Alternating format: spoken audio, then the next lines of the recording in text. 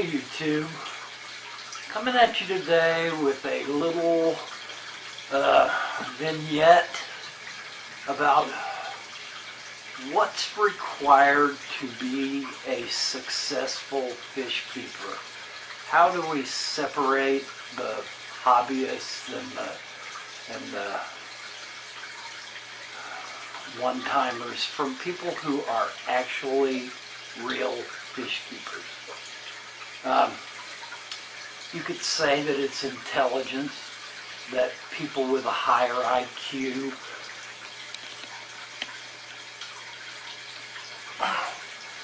can do the research, can do the study required to become a good fish keeper. You could say that it's money, that people that have a lot of money can afford to buy all the equipment that is required to become a successful fish keeper. There are a lot of qualities that you can talk about that are involved with fish keeping, but I think that there is one quality that truly separates people who, for whatever reason, join the hobby and then give it up, or people who try quite a bit and then ultimately fail and put the hobby away. That quality is grit. Now, grit has been described as far back as Aristotle, who spoke of persistence and tenacity, and Galt did some studies in the early 1900s that touched on this subject. But it seems like here lately a lot of people have in academia have been trying to discern what it is that makes someone excel in a group of people that have similar qualities and intelligences. And grit seems to be the answer.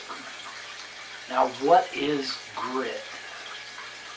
Well, you can look at John Wayne in True Grit and see someone who exhibits some of the same qualities that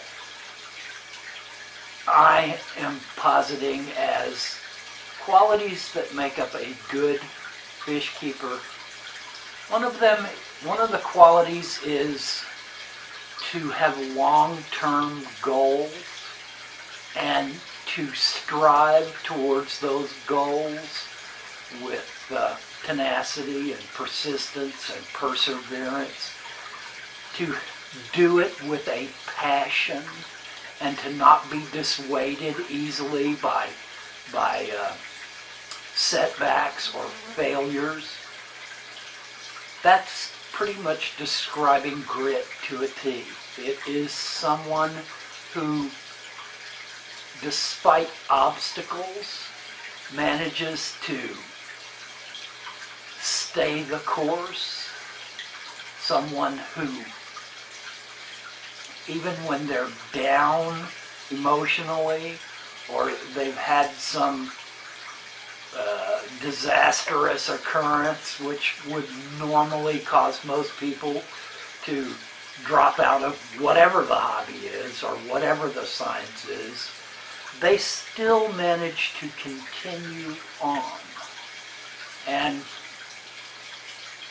grit is pretty much unrelated to intelligence. You can have a high IQ and almost no grit, or you can have a middling IQ and a great deal of grit, and possibly, and more likely from studies, outperform the person who has a much higher IQ. And I think that in our hobby, in fish keeping, that it's really important to set goals.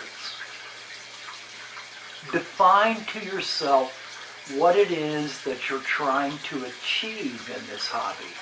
Are you just looking for pretty fish to watch when you come home from work. And don't misunderstand me, there's nothing wrong with that. There's nothing wrong with using a fish tank as a form of relaxation, as a form of quiet pleasure. It's been proven over and over again that watching fish tanks will lower blood pressure. There are a lot of good reasons to just have a fish tank as a point of pleasure, as a point of meditation. But I think to become a real fish keeper, someone that others look up to as a fish keeper, it requires a certain level of passion and persistence, perseverance, tenacity that allows you to continue on through setbacks towards your goal. And your goals can be many. Maybe there's some really difficult fish you want to breed. Maybe you want to breed every South American cichlid there is. Maybe you want to breed every loricard catfish there is.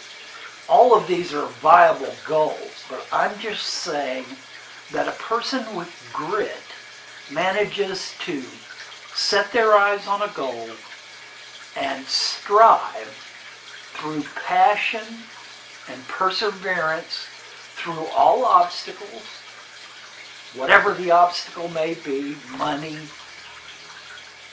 personal issues, life throwing you curves, having to move through all these obstacles that we all go through. The person with grit manages to stay the course. They manage to still work with zeal and passion towards their goal.